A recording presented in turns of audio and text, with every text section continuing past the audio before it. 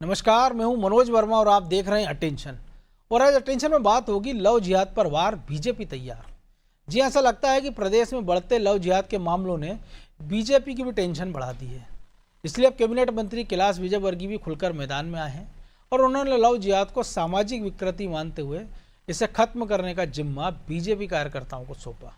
और साथ ही कहा कि अगर हमारे होते हुए ऐसे मामले आए तो ये शर्मसार करने वाले हैं। इधर बीजेपी के नए प्रदेश अध्यक्ष हेमंत खंडेलवाल ने भी उनके बयान का समर्थन किया है, लेकिन इन मामलों को लेकर कांग्रेस तंज कस रही है और इसे शासन प्रशासन की नाकामी बता रही है। हालांकि अब सवाल ये है कि क्या विजयवर्गीय इशारों में अपने नेताओं को कोई संदेश दे रहे हैं और क्या लव जिहाद के मामले में बीजेपी नेता सिर्फ बयानबाजी तक सीमित रहेंगे, बल्कि इन मामलों को रोकने के लिए भी उनकी जिम्मेदारी बढ़ेगी। आज चर्चा इन्हीं सवालों के आसपास करेंगे, लेकिन पहले रिपोर्ट देखिए।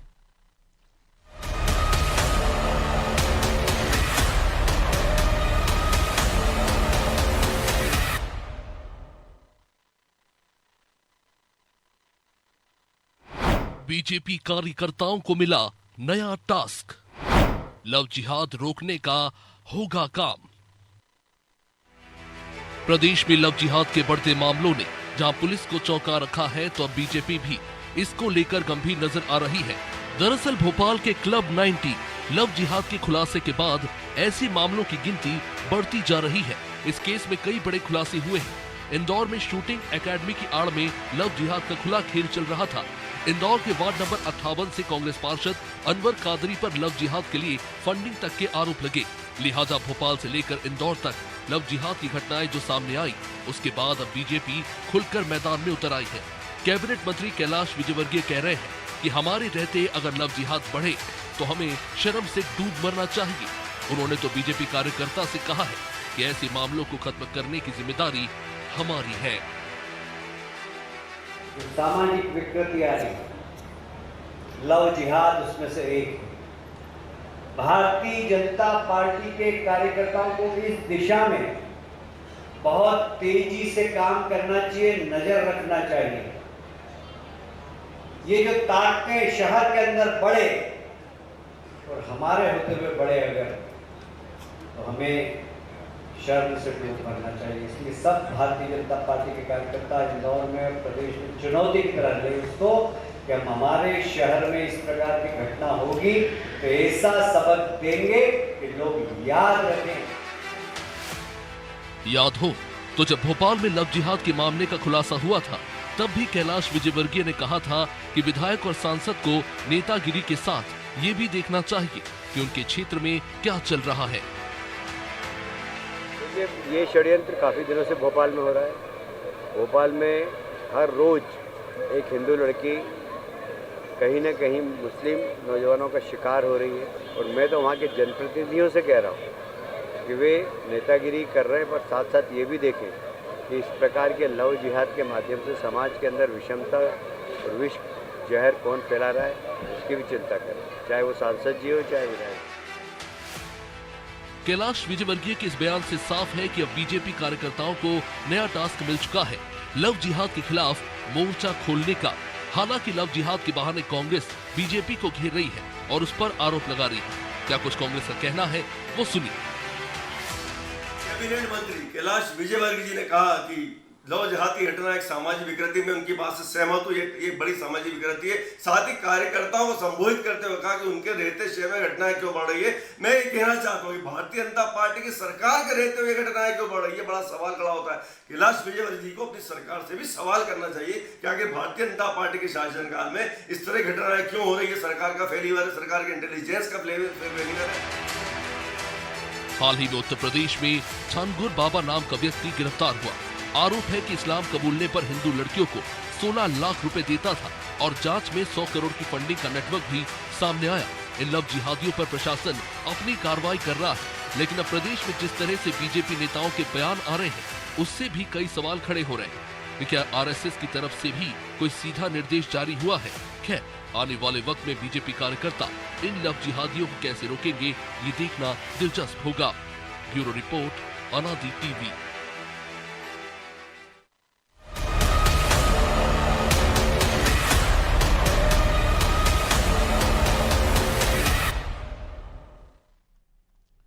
तो इसी पर चर्चा करने के लिए हमारे साथ जुड़ गए हमारे सहयोगी प्रभु पटेरिया और ब्रजेश चौक से।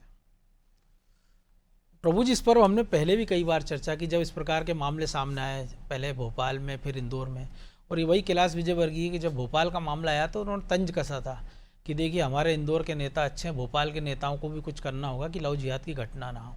और अब वो खुद कह रहे हैं कि बीजेपी कार्यकर्ताओं को उसको रोकने के लिए आगे आना चाहिए। तो एक निर्देश उनको शायद जिला प्रशासन और पुलिस को भी देने चाहिए थे कि इस प्रकार की निगरानी रखे, क्योंकि जो घटना हम सामने देख रहे हैं कि कभी वो हम देख रहे हैं कि कहीं किसी धर्म स्थल के नाम आ रहा है, उसमें कहीं किसी जिम का नाम आ रहा है, एक शूटिंग अकादमी का नाम आ रहा है, स्कूल कॉलेज तक उससे नहीं बचे हैं। तो ये काम क्या पुलिस का भी नहीं होना चाहिए? और फिर जो बीजेपी का जो छात्र संगठन है ABVP, उसकी भी जिम्मेदारी लगा दी जाए, क्योंकि वो तो हर कॉलेज में सक्रिय है। तो उसकी नज़र में अगर ये नहीं आ पा रहा है तो फिर कार्यकर्ता करेगा क्या क्या? देखिए मनोज जी, कैलाश विजयवर्गीय सबसे पहले मध्य प्रदेश सरकार के मंत्री हैं। पार्टी कार्यकर्ता है वो अलग मंच है, लेकिन उनका दायित्व जो है मंत्री का है। और यदि वो अपने कार्यकर्ताओं को जिम्मेदारी दे रहे हैं तो अपनी सरकार पर ही सवाल खड़े कर रहे हैं कि उनकी सरकार की पुलिस, उनकी सरकार का प्रशासन ऐसी घटनाओं को रोकने में सफल नहीं है, सक्षम नहीं है। जबकि वैसी बीजेपी सरकार ने लव जिहाद के खिलाफ मध्य प्रदेश में कड़ा कानून बनाया था। बिल्कुल, उनकी पिछली सरकार ने कानून बनाया था जब शिवराज सिंह चौहान मुख्यमंत्री हुआ करते थे। वर्तमान मुख्यमंत्री मोहन यादव जी उस कानून को और कड़ा करके उसमें जो है फांसी तक की सजा का प्रावधान की बात कर चुके हैं सार्वजनिक मंच से। तो ऐसे मौके पे आप जो है सार्वजनिक मंच पर ये बातें उठाकर एक तरीके से अपनी सरकार को ही कटघरे में खड़े करने की कोशिश कर रहे हैं। इसके पीछे राजनीतिक मंतव्य भी हो सकता है कि जिस तरीके से बिहार का चुनाव है, जिस तरीके से उत्तर प्रदेश में जो कांवड़ यात्रा को लेकर माहौल बन रहा है, थोड़ा सा एक जो है सुर्खियां बटोरना और साथ में एक नया माहौल खड़ा करना, शायद वो भी एक इसके पीछे की सोच हो सकती है। लेकिन जो आपने कहा ABVP का जिक्र किया, आपको भी अच्छे से याद होगा कि जब मध्य प्रदेश में कांग्रेस की सरकार हुआ करती थी, दिग्विजय सिंह का राज था, उस दौर में लव जिहाद जैसी घटनाओं को रोकने के लिए RSS के ही जो संगठन कहा जाता है, बजरंग दल और बाकी संगठनों ने हिंदू हेल्पलाइन बनाई थी, पूरे देश में बनाई थी। केवल मध्य प्रदेश की बात नहीं कर रहे, हिंदू हेल्पलाइन बनाई गई थी बाकायदा। कई संगठन उसमें काम कर रहे थे। क्या हुआ उसके बाद? आप तब नहीं रोक पाए। 20 साल बाद आप फिर वहीं चौराहे पे खड़े हैं, उसी जगह पर खड़े हैं। आपने कड़ा कानून बनाने के बाद उसी जगह पर खड़े हैं। आप जो है भोपाल की घटना हुई थी तो आप कुछ और कहते हुए दिखाई दे रहे थे, इंदौर की पीठ थोक रहे थे, शाबाशी दे रहे थे। अब आपके इंदौर में हो गया तो उसको लेकर आप क्या करेंगे? तो ये देखिए एक स्वाभाविक बयान ऐसे मौके पर कि अध्यक्ष वहाँ बैठे हैं और उनके सम्मान समारोह चल रहा है। हाँ, बिल्कुल निश्चित तौर पर तो कहीं ना कहीं ये निर्देश अगर अध्यक्ष कहते तो ज्यादा अच्छा होता, अगर पार्टी को ही करना है ये सब तो। जी बिल्कुल मनोज जी, तो ये अपनी सरकार पर सवाल खड़ा करने वाली स्थिति है और उनको इसको जो कैबिनेट की बैठक में उठाना चाहिए, मुख्यमंत्री के सामने रखना चाहिए। वो जिला इंदौर का मामला हो या जहाँ के वो प्रभारी मंत्री हैं, पुलिस प्रशासन को निर्देश देना चाहिए कि ऐसी घटनाओं पर कड़ाई से काम करें उस पर। कोई कानून बना हुआ है, कानून बना हुआ है, सजा का प्रावधान है, सारी चीजें हैं, पुलिस को अधिकार है, वो ना करके अब कार्यकर्ताओं को झोंकने जा रहे हैं। तो बीजेपी कार्यकर्ताओं के यदि यही काम है तो फिर सारे काम छोड़कर बाकी संगठन के यही काम कर लें। तो इसके भी निर्देश जो है अध्यक्ष के मार्फत आने चाहिए, कैलाश विजयवर्गीय की मार्फत नहीं आना चाहिए। तो कुल मिला के इस पूरे मामले में बड़ा झोल-झाला सा है, केवल सुर्खियां बटोरने के लिए। आप देखिए ना, भोपाल के सांसद आलोक शर्मा कहते हैं कि ऐसे लोगों की नसबंदी कर देना चाहिए, नपुंसक बना देना चाहिए। इंदौर की विधायक जो पूर्व मंत्री उषा ठाकुर, वो कहती हैं ऐसे लोगों के अंग छिन्न भिन्न कर देना चाहिए। आप इस तरीके का बयान देने के बाद एक भी मामले को रोक पा रहे हैं क्या? तो फिर इसमें आपको स्वीकार करना चाहिए कि समाज में ऐसी घटनाएं होती हैं तो उसके लिए समाज की शिक्षा प्रणाली को आपको सुधारना होगा। उस परिवार को शिक्षा देनी होगी जिस परिवार के बच्चे के साथ ऐसा हो रहा है या बच्चे लव जिहाद के शिकार हो रहे हैं, उनको से बचपन से उनको सिखाना होगा। और पुलिस प्रशासन को बताना होगा, उनकी कार्रवाई, उनका दायित्व उनको समझाना होगा। नहीं तो फिर आपको सरकार चलाने का कोई हक ही नहीं है यदि आप ऐसा कह रहे हैं तो। कार्यकर्ताओं को जिम्मेदारी देने से क्या रुक जाएगी घटनाएं? क्या बीजेपी का कल के दिन कोई बीजेपी का दूसरे समूह वर्ग का कार्यकर्ता ऐसी कोई घटना करता हुआ नजर आएगा तब भी क्या आपका यही कदम होगा? तो सारी पहलुओं पर विचार करके निर्णय लेना चाहिए। आप जनता के प्रतिनिधि हैं, आप निर्वाचित सरकार के हिस्से हैं, आप बिल्कुल, आपने शपथ ली है संविधान की, तो आपको उस दायरे में बात करना चाहिए सार्वजनिक मंच पर। बंद कमरे में आप चाहे जो कह लीजिए, लेकिन यहाँ पर चूंकि बीजेपी के नेताओं की एक अपनी अलग राग चल रहा है तो लव जिहाद को भी इस तरीके का मुद्दा बनाने की कोशिश की जा रही। कोई ये पहली घटना नहीं है मनोज जी, ये ऐसी लगातार चली आ रही है। लेकिन एक इसलिए भी क्योंकि हम देखते हैं कि प्रभारी मंत्री और मुख्यमंत्री डॉक्टर मोहन यादव इंदौर में होते हैं, तब वो एक मामला अनवर डकैत जिसको कहा जाता है पूर्व पार्षद, उसका जिक्र आता है तो वो कहते हैं कोई अकेट डके तो उसको गिरफ्तार कर लिया जाए। लेकिन उसके बारे में कैलाश विजयवर्गीय को पूछना चाहिए ना कि अगर मुख्यमंत्री गृह मंत्री होते हुए निर्देश दे रहे हैं 1 महीने का वक्त हो गया, 30,000 का इनाम है, वो कहाँ है? क्योंकि आरोप ये लगते हैं कि बीजेपी नेताओं से उसकी खासी नज़दीकी और बीजेपी नेताओं ने उसको शरण दे रखी है। तो ये भी तो सवाल पुलिस से पूछा जाना चाहिए कि जो हो रहा वो तो आप बाद में रोकेंगे, लेकिन जो हो चुका है, जिस पर आरोप है कि जिसने कहा है कि मुझे 3 लाख 5 लाख रुपए देकर ये सब कराया गया धर्मांतरण का धंधा, तो उसकी गिरफ्तारी नहीं हो रही, इस पर भी तो सवाल उठने चाहिए। निश्चित तौर पर इस पर सवाल उठना चाहिए, उनकी जिम्मेदारी है। यदि वो जनता पर सवाल उठा रहे हैं सार्वजनिक मंच पर, तो इन मुद्दों पर भी उनके बोलने की जिम्मेदारी है। किन लोगों ने उसको प्रश्रय दिया, कौन लोग थे, वो आपकी पार्टी के थे तो उनको सामने लाया जाए, वो दूसरी पार्टी के थे तो उन पर कार्रवाई की जाए। आखिर गुनाह तो एक ही होता है ना, अपराध चाहे वो राजनीतिक दल देख के थोड़ी उसकी सजा मुकर्रर होगी कि किसी पार्टी का है तो उसको सजा नहीं मिलेगी, दूसरी पार्टी वाले को सजा दे दी जाए।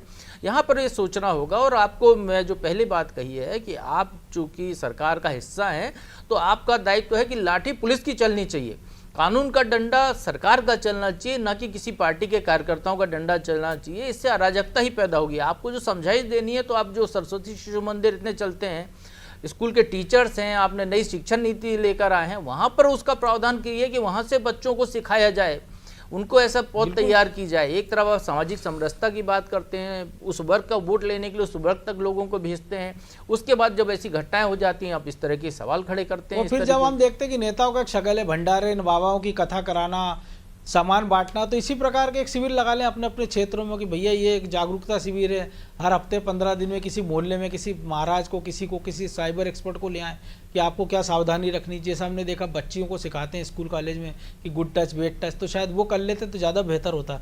लेकिन शुक्ला जी, हमने देखा लगातार अब जब से कि मोदी हमारा भाईजान, तो मुसलमानों को रिझाने का प्रयास, ईसाई धर्म जो हम देख रहे हैं मिशनरी, कि उनको प्रभाव में लाने का प्रयास, कि आप क्रिसमस के दिन उनके साथ भोजन करते हैं, उनको लुभाने का प्रयास करते हैं, और नतीजा हम देख रहे हैं कि उसके एवज में धर्मांतरण की घटना लगातार बढ़ रही है। चाहे वो दमोह हो, जबलपुर हो, भोपाल हो, सागर हो, इंदौर हो, तमाम सारे मामले बढ़ते जा रहे हैं। और अब ये लव जिहाद की घटना, ये अचानक से एक दिन का तो हुआ नहीं है। अगर इसको ऑर्गेनाइज तरीके से किया जा रहा है तो बहुत पहले से इसकी प्लानिंग होगी। चूँकि आप पकड़ा जाए तो इसलिए हमको समझ में आ रहा है। तो क्या इसके लिए भी नहीं लगता कि शासन की भी कोई जिम्मेदारी होना चाहिए? धर्मगुरु जो कर रहे हैं, समाज को जो करना है, सरकार को, प्रशासन को भी कुछ करना चाहिए। नहीं, बिल्कुल करना चाहिए। और प्रशासन क्या कर सकता है, ये एक बड़ा सवाल है। अगर कैलाश विजयवर्गीय ये जिम्मेदारी कार्यकर्ताओं को दे रहे हैं, तो जैसा भी हमारे साथी पत्रकार कह रहे थे कि कहीं ना कहीं ये सरकार की विफलता भी दर्शाने वाली बात है कि आपको ये जिम्मेदारी कार्यकर्ताओं को देनी पड़ रही है। प्रशासन को बहुत सजग रहने की जरूरत है, लेकिन उसके साथ में जो है समाज को भी बहुत सतर्क रहने की जरूरत है। जब तक आप चरित्र निर्माण नहीं करेंगे, जब तक आप समाज के बच्चों को जो है जागरूक नहीं करेंगे, तब तक इस तरह से बच्चे गुमराह भी होते रहेंगे और लव जिहाद का शिकार भी होते रहेंगे। तो सबकी जिम्मेदारी है, प्रशासन की कुछ ज्यादा जवाबदेही बनती है, उसकी ज्यादा जिम्मेदारी बनती है, वो निगरानी रखे, वो ये देखे कहीं इस तरह की घटनाएं नहीं हो। लेकिन साथ में समाज को भी जो है इसमें कहीं ना कहीं जागरूकता का जो एक वातावरण बनाना होगा। आपको सबको जो है समझाना होगा कि आप इस तरह की घटनाओं से खुद के बच्चों को कैसे बचाएं। जो हिंदू समाज की लड़कियां कहीं जो शिकार हो रही हैं, लव जिहाद के शिकार हो रही हैं, उनको जागरूक करने की बड़ी जरूरत है और सबको मिलजुल कर करना पड़ेगा, तभी लव जिहाद जैसी घटनाएं रुकेगी। लेकिन इसके और दूसरे एंगल भी हैं, धर्मांतरण का केवल एक एंगल नहीं है। और इसको ये देखना पड़ेगा कि आखिर ये इतने वर्षों से इस देश में धर्मांतरण हो क्यों रहा है। जब मध्य प्रदेश और छत्तीसगढ़ एक था, तो आप देखिए मिशनरी के लोग जो है छत्तीसगढ़ के जो बोले वाले आदिवासी, हमने दिग्विजय सिंह शासनकाल में यही बीजेपी और संघ को देखा, हमने लगातार इतने मुखर होते थे। बिल्कुल। अब उसके बाद में फिर आप देखिए ना, उसके बाद भी ये लगातार ये मामला बना ही हुआ है। तो कहीं ना कहीं इसका कोई एक राजनीतिक एंगल भी है। इस तरह की जो घटनाएं होती हैं बाद में वो चुनावी मुद्दा भी बनती है और इस आधार पर कहीं ध्रुवीकरण भी होता है, किसी एक समाज के खिलाफ जो है वातावरण भी तैयार होता है, हिंदू मुस्लिम भी होता है। तो बहुत सारी चीजें हैं, सभी पहलुओं पे आपको गंभीरता से सोचना होगा, विचार करना होगा और सबको मिलजुल कर इस समस्या से निपटना पड़ेगा, अन्यथा बच्चियां गुमराह होती रहेंगी। तो ब्रजेश जी, बच्चियों का जो प्रभु जी ने कहा, शुक्ला जी ने कहा, एक और जैसे उत्तर प्रदेश का उदाहरण है कि वो झांगुर बाबा जो गिरफ्तार हुआ है कि 15 साल पहले जो आदमी नग बेच रहा साइकिल पर, आप हमके खाते में 2-4-5 लाख का ट्रांजैक्शन अचानक हो जाए तो इनकम टैक्स का नोटिस आ जाता है। बाबा के खाते में 100 करोड़ का ट्रांजैक्शन हो जाता है, 3 करोड़ के मकान में वो रहता है, गर्लफ्रेंड के साथ 70 दिन एक होटल में डला रहता है जहाँ पर कोई पुलिस वेरिफिकेशन नहीं होता है। तो ये सारी घटना जो फंडिंग मध्य प्रदेश में हो रही है, हो सकता है उसका कनेक्शन आगे जाकर मध्य प्रदेश से भी निकले। तो ये जो सारे कनेक्शन हो रहे हैं, तो एक तरफ हम कहते हैं कि पुलिस बहुत अलर्ट हैगी और बहुत सारी निगरानी हो रही है और इस प्रकार के मामले सामने आते हैं, और फिर जब जांच करते हैं तो भोपाल के लिए कहते हैं कि फंडिंग हो रही, और बाद में कह देते हैं कि नहीं साहब वो तो एक पंचर वाला था, वो तो एक दुकान वाला था, उसको पैसा यहाँ से आ रहा था, लड़कियों से खर्चा करा रहा था। तो एक गरीब आदमी पंचर वाले का बेटा अगर 2-2.5 लाख की बाइक में घूम रहा है, 1.5 लाख का मोबाइल चला रहा है, गर्लफ्रेंडों पर लाखों खर्चा कर रहा है, तो उसका सोर्स ऑफ इनकम तो कहीं ना कहीं से होगा। और NHRC अपनी जाँच करती, उसमें इस मुद्दे उठा लेती है, लेकिन पुलिस को नहीं मिलते। निश्चित तौर पर मनोज जी, पुलिस की हालत भी हमने देखी है कि कितने लोगों पे कितनी पुलिस है, और पुलिस के पास इतना बोझ है कि वो क्या क्या देखे। इसके लिए जो कह रहे थे शुक्ला जी, मैं उस बात से सहमत हूँ कि सबको जागरूक होना पड़ेगा। जागरूक समाज को भी होना पड़ेगा, जागरूक परिवार को भी होना पड़ेगा। यदि हमारे आसपास ही कोई ऐसा व्यक्ति है जो अपनी गर्लफ्रेंड के साथ होटल में बैठा हुआ है, तो आप पुलिस की जिम्मेदारी बनती है कि भाई होटल आप चेक करते हो तो क्या चेक करते हो। होटल वाले की और आस पड़ोस वालों की भी जिम्मेदारी बनती है कि यार पंचर जोड़ने वाला इतनी बड़ी गाड़ी में कैसे घूम रहा है, इसके हवा कैसे बच गया। खबर कैसे लगती है पुलिस को, आपको भी पता है, पुलिस को खबर तब लगती है कि जब उसका रहन सहन बदल जाता है, जब वो अय्यासियाँ करने लगता है, या जो 100 रुपये का काम 200 रुपये में जो वो पैसे उसका खर्च करने का तरीका दिख जाता है, तब पता चलता है कि यार इसके पास गलत पैसा आ रहा है कहीं। तो वो एक तरीका होता है। तो एक चीज़ हो गई कि पुलिस की समाज से दूरियां बढ़ गई हैं। अब उतना उनका एक तंत्र था वो विकसित नहीं हो पा रहा है, लोगों से दूरियां बढ़ गई हैं, वो अपने काम के बोझ में इतने दबे हुए हैं कि मुझे लगता है कि वो सामाजिक नहीं हो पा रहे हैं, जिसको लगातार कोशिश की जा रही है कि पुलिस सामाजिक हो, वो अपने छात्रों को अपना मित्र बनाए, स्कूलों में जाए। आप देखिए बड़े दिनों बाद से कोई खबर आई है कि कोई स्कूल में कोई अधिकारी गए हों। कभी पहले हमने देखा किस तरह से अभियान चलाते थे, बैड टच गुड टच के बारे में बताते थे, साइबर क्राइम के बारे में बताते थे, पेटियां लगा दी गई थी अगर गुप्त शिकायतें करनी तो आप वहाँ कर दीजिए। अब ऐसी कोई वो नहीं है दिक्कत। अब वहाँ पे आपको शिकायत कहाँ मिल रही है, नहीं मिल रही, क्योंकि आप जा नहीं रहे, आपका संपर्क टूट गया है। या तो वैसा सिस्टम डेवलप करना चाहिए, घर वालों को भी ध्यान रखना चाहिए कि बच्चियाँ कहाँ जा रही हैं, कौन उनके दोस्त आ रहे हैं सोशल मीडिया पे वो क्या कर रहे हैं। इसके अलावा समाज का भी दायित्व होता है कि भाई कोई गड़बड़ी है, कोई गलत व्यक्ति आपको दिख रहा है तो आपको इन्फॉर्मेशन देना चाहिए। होटल से लेकर भी यदि पुलिस का भी दायित्व है, पुलिस ज़्यादातर मामलों में तब आती है मनोज जी जब अपराध हो जाता है। बिल्कुल कि भाई अपराध हो गए तो पुलिस का काम है कि जो कानून बना दिया सरकार ने उसका सख्ती से पालन कराए, सजा दिलाए उनको, जो लोग हैं अपराधी हैं इस तरह का। पूरा नेक्सस जो कभी काम कर रहा है, पूरा नेटवर्क काम कर रहा है, तो उसको ध्वस्त करे कहाँ से क्या नहीं। लेकिन आप सड़क पर खड़े हैं, एक छोटा सा मतलब हो सकता है इसको वो अलग तरीके से तर्क हो कि आप अगर हेलमेट चेकिंग कर रहे हैं, सीट बेल्ट चेकिंग कर रहे हैं, स्पीड चेकिंग कर रहे हैं, आप ये ध्यान रख रहे हैं ना कि कोई रेड लाइट जंप ना करे। क्यों कर रहे हैं? क्योंकि कोई एक्सीडेंट हो ना हो, और अगर हो तो नुकसान ना हो। तो ये काम भी तो पुलिस कर सकती है ना। निश्चित तौर पर करती है पुलिस। आप देखिए, मान लीजिए आपने एक बाइक सवार या गाड़ी वाले को रोका तो उसकी डिटेल ले लीजिए कि वो कौन है, उसके पीछे साथ में कौन सवारी बैठी है, उसके नाम पता क्या है, वो चेक कर लें एक बार कम से। ये इतना आसान नहीं है। आसान नहीं, लेकिन एक शुरुआत तो प्रिवेंशन तो हो सकता है। यदि भोपाल में एक ट्रैफिक, यदि आप देखिए ट्रैफिक चेक कर रहे हैं, वो हर आदमी का नाम पता, उसके पीछे कौन बैठा है। आप देखिए तस्करी के मामले पकड़ा है तो कैसे पकड़ा है कि हमेशा ये होता था कि महिला स्टाफ यदि आपके पास नहीं है तो आप चेकिंग में उतना ढिलाई बरतते थे, या आप सोचते थे कि फैमिली बैठी हुई है तो फिर आपने किया ना कि अपराध नहीं है। लेकिन जब आपको पता चला कि भाई देखिए महिलाओं को बिठा के आप तस्करी कर रहे हो, तो आज देखिए आज की तारीख में चेकिंग हो रही है ना। जब अपराध घट जाता है तो आपको पता चल जाता है, तो उस दिशा में आगे बढ़ते हैं। तो मुझे लगता है कि इस दिशा में भी काम कर रहे हैं, जो निर्देश दिए जाते हैं पुलिस को। लेकिन उसके साथ साथ सिर्फ पुलिस अकेली इस अपराध को नहीं रोक सकती है। यदि कैलाश विजयवर्गीय ये कह रहे हैं कि कार्यकर्ताओं को भी जागरूक होना चाहिए, तो निश्चित तौर पर मुझे लगता है कि इसमें एक कदम बढ़ा देना चाहिए कि यदि जो बजरंग दल वाले जो पकड़ते हैं लव जिहाद के बाद, तब पकड़ते हैं ना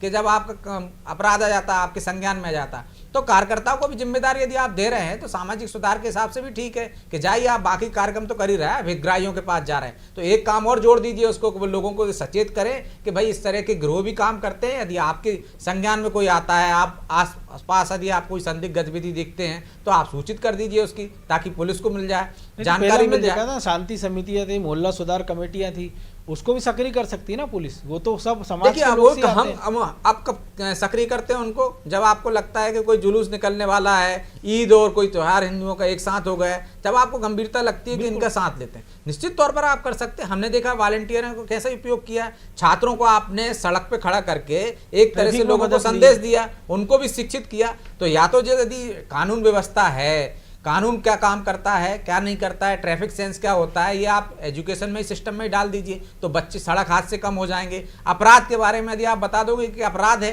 तो निश्चित तौर पर अपराधों में अंकुश होगा कि यदि आदमी को पता होता है कि मैं गाड़ी में छुरी लेके जाऊंगा, शराब की 3 बोतल लेके जाऊंगा, तो निश्चित तौर पर जिसको जानकारी होगी वो नहीं लेके चलेगा। लेकिन प्रभु जी, एक और संकट है ना, एक छोटी सी कर सकते हो आप। क्योंकि हम देखते हैं कि जब आया कि गो तस्करी, हम देखते हैं कोई आदमी ईमानदारी से कोई मंडी से भी खरीद के ले जा रहा है तो गो तस्करों के नाम पर उसकी पिटाई हो जाती है, गो मांस के शक में उसको मॉब लिंचिंग हो जाती है। अब एक नया मोर्चा नहीं खुल सकता कि कार्यकर्ताओं किसी से भड़ास निकाल ली है, कोई अपनी बहन के साथ बैठा है या कोई किसी के साथ बैठा है मंगेतर के साथ, और आप गए और उसने पीटना शुरू कर दिया कि भैया तो जो है लव जिहाद कर रहा है, और आपने पुलिस बुला ली, एक न्यूसेंस पैदा कर दिया, तो एक नया संकट भी हो सकता है। देखिए मनोज जी, सबसे पहले तो ये लोग जो कानून बनाने वाले लोग हैं, जो ऐसी बातें कर रहे हैं, सरकार में बैठे हुए लोग हैं, इनको कानून की समीक्षा करके बदलना चाहिए। एक तरफ भारत का संविधान कहता है कि बालिग होने के बाद कोई भी किसी से शादी कर सकता है, किसी भी, आप वो जो है कोर्ट मैरिज करता है, कोई रोक नहीं लगाता है। आप जो है विधर्मी विवाह की भी अनुमति है उसमें, आप जो है सर्वधर्म समभाव की बात करते हैं, अंतर्जातीय विवाह को बढ़ावा देने के लिए सरकार उसमें इनाम देती है, लोगों को प्रोत्साहन राशि देती है। इस तरीके से करके सरकार ही कहीं ना कहीं वो कर रही है ना। अब लव जिहाद के जो मामले, आप यदि इसकी तह में जाएं, कब आता है मामला, 90% से ज़्यादा मामले वो हैं जो शादी के 3 साल, 5 साल, 10 साल बाद यदि कोई झगड़ा हो गया तो उसके बाद वो लव जिहाद का मामला 3 साल 5 साल बाद हो गया कि शादी नहीं कर रहा है, दहेज प्रताड़ना जैसा हो गया। सरकार कानून बनाती है लिव इन में रहने के लिए, लिव इन में रहे, लिव इन में रहने के वो जो है 5 साल बाद वो रेप का केस दर्ज कराते हैं।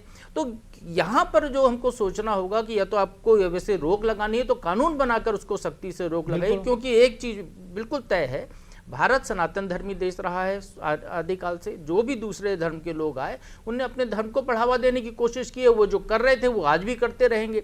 यहाँ के लोगों ने वो कोशिश नहीं की। हमारे यहाँ तो घर वापसी का भी प्रावधान नहीं था, वो तो दयानंद सरस्वती लेकर आए बाद में। तो हमको उन चीज़ों को समझना होगा कि हमारी सनातन रीतियाँ परिस्थितियाँ क्या थी, हमारा कानून उसके हिसाब से होना चाहिए। यदि हम सर्वधर्म समभाव की बात करते हैं, धर्मनिरपेक्षता की बात करते हैं, तो हमको लव जिहाद जैसे सवाल उठाने ही बंद कर देने चाहिए, खासकर नेताओं को जो कि कानून बनाने का हक रखते हैं। या तो आप ऐसे सख्त कानून बनाइए कि उस पर रोक लगे, बाद में रोने का कोई लूप होल ना बचे कि कल को ये कहे कि ये पतली गली से वो निकल जाए। बिल्कुल। तो चलिए, वक्त इतना ही था, बहुत धन्यवाद शुक्ला जी।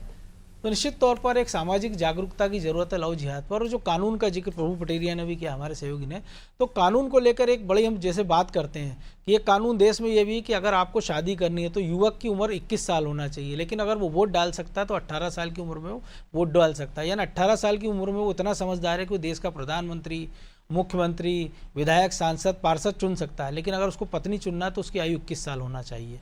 तो ये से तमाम सारे जो विरोधाभासी कानून है तो उसकी भी एक समीक्षा होना चाहिए। और फिर ये देखना चाहिए कि अगर एक कानून बना दिया तो दूसरा कानून ऐसा ना हो कि पहले की काट करता हो। अटेंशन में आज इतना ही, मुझे दीजिए इजाज़त और आप देखते रहिए अनादि टीवी। नमस्कार।